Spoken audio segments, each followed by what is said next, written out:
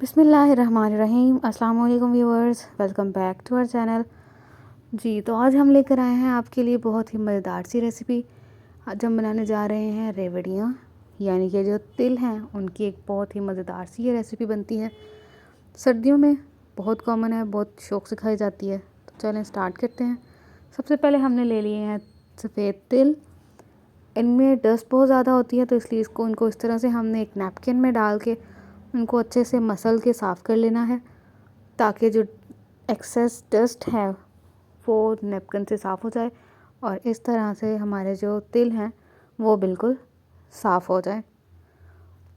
अब हमने क्या करना है कि इस तरह से एक पैन ले लेना है और उसमें इनको जो हमारे तिल हैं इनको डाल देना है और इनको तकरीबन 1 से 2 मिनट के लिए रोस्ट करना है। कलर चेंज नहीं होने देना, बस हल्का सा 1 से 2 मिनट तक आपने इसको टोस्ट करना है रोस्ट। और उसके बाद जब आपको थोड़ी सी खुशबू आने लगे तो इसको इस तरह से प्लेट में निकाल लेना है। आप दोबारा से एक पैन लेंगे, उसमें डालेंगे 1 प्याली चीनी और उसमें हम डालेंगे सिर्फ 2 टेबलस्पून पानी।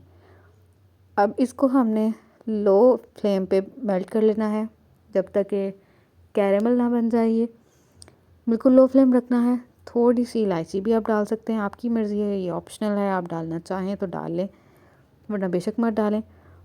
इस तरह से लो फ्लेम पे अब हम इसको अंदर चम्मच हिलाते रहेंगे और इस तरह से हमने 1 लीमू भी ऐड कर देना है। आधा लीमू हमने निचोड़ा है।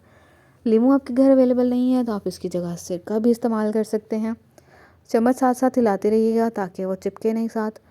और जब आपको लगे कि इसका कलर हल्का सा चेंज हो गया है तो समझें कि आपका जो कैरेमल है वो रेडी है।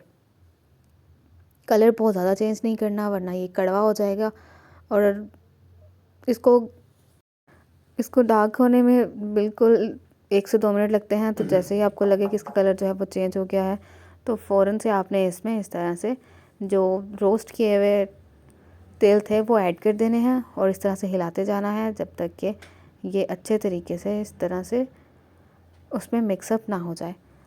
अब आपने फ्लेम जो है उसको तभी बंद कर देना है जब आपने तिल डाले हैं, तिल फ्लेम बंद करके आप ऐड करेंगे और इस तरह से चम्मच हिलाते रहेंगे। उसके बाद जब आपको लगे कि थोड़ा सा ठंडा हो गया, बिल्कुल ठंडा नहीं होने देना वरना ये वहीं चिपक जाएगा, थोड़ा सा हल्का सा ठंडा होगा तो आप इसने इस तरह से उसकी शेप बना लेनी है और ये हमारे जो रेवड़ियाँ हैं वो रेडी हो चुकी हैं।